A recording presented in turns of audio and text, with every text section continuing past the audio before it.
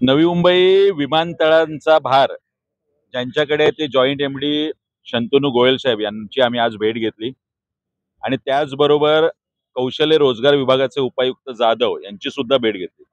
कालपासून आम्ही हेच सांगतोय की सिडकोकडे कुठल्याही पद्धतीने इथले स्थानिक आणि मराठी भाषिक मुलं घेण्यासंदर्भातलं कुठलंही धोरण दिसत नाही आणि निर्लज्जपणे सिडको हे लेखी स्वरूपात महाराष्ट्र नवनिर्माण सेनेला लिहून देत आहे।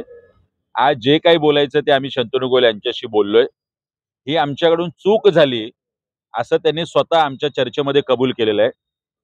स्किल डेव्हलपमेंट संदर्भात सुद्धा आम्ही कौशल्य रोजगार विभागाशी संलग्नता घेऊन आम्ही त्याचा एक कार्यक्रम आखलेला आहे अशी सुद्धा माहिती त्यांनी आम्हाला दिली।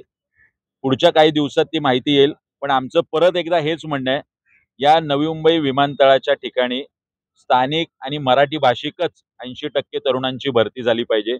जी काय आता टर्मिनल 1 ला 25,000ची भरती असेल, पुढच्या काही दिवसात चारही टर्मिनलला 1,00,000ची रोजगार भरती असेल, या सगळ्यांवरती बारीक नजर महाराष्ट्र नवनिर्माण सेनेची आहे। 2-4 दिवसात आम्ही अलिबागचे उद्योग संचालक यांची सुद्धा भेट घेणार आहोत।